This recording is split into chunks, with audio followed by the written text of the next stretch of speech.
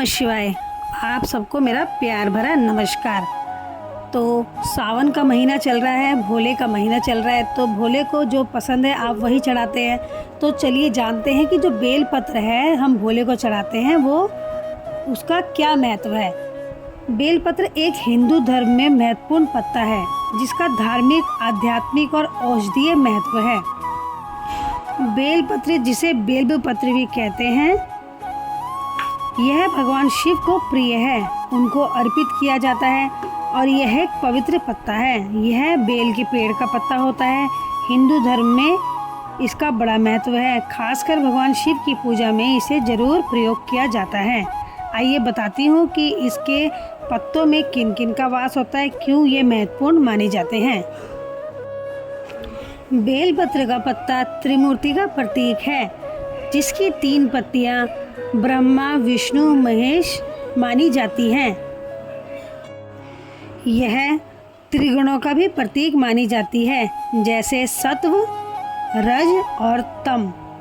बेलपत्री का पत्ता भोले बाबा के तीनों नेत्रों का भी प्रतीक माना जाता है, जिसे त्रिनेत्र कहते हैं। ऐसे ही 3 पत्तियां उनकी होती हैं। शिव को बेलपत्र चढ़ाने से हमारे 3 जन्मों के पाप नष्ट हो जाते हैं। बेलपत्र में कहते हैं शिव और पार्वती का, लक्ष्मी जी का वास होता है। जड़ में शिव होते हैं, तीनों पत्तों में त्रिदेव और बेल के पेड़ में लक्ष्मी जी का वास माना जाता है। इसलिए बेल की पेड़ की पूजा अवश्य करनी चाहिए। आइए जानते हैं कि इसे घर में लगाना चाहिए या नहीं। तो चलिए जानते हैं। घर में लगाने से घर में शुभता, समृद्धि आती है और हमारे घर में जो नकारात्मक ऊर्जा प्रवेश करती है उसको भी ये रोकता है। कुछ लोग जानना चाहते हैं कि इसके औषधीय गुण भी होते हैं, तो चलिए जानते हैं। यह पाचन क्रिया में सहायक होता है। अगर आप रोज़ सुबह 1 पत्ता खाएंगे तो आपकी पाचन क्रिया सही रहेगी। भोले बाबा को चढ़ाकर 1 पत्ता रोज़ आकर अपने किसी बीमार व्यक्ति को खिलाएंगे तो उसकी रोगों से मुक्ति होगी।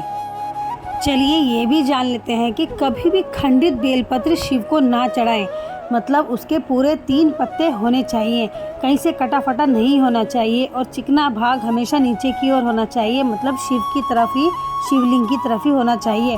और अगर आपको बेलपत्र नहीं मिल रहा है तो आप धोकर वहीं से मंदिर से लेकर भी चढ़ा सकते हैं। आइए आपको बेलपत्री तोड़ने के कुछ नियम बता देती हूँ जो बहुत ज़रूरी होते हैं अपनाने। अगर आपका व्रत रखा है, आपने सोमवार का व्रत रखा है, 16 सोमवार रखा है, प्रदोष का व्रत रखा है, या कोई सा भी रुद्राभिषेक हो रहा है आपके घर में, तो आपको बेलपत्री की ज़रूरत है शिव के लिए। तो आपको व्रत से 1 दिन पहले ही बेलपत्री तोड़ के रखनी है।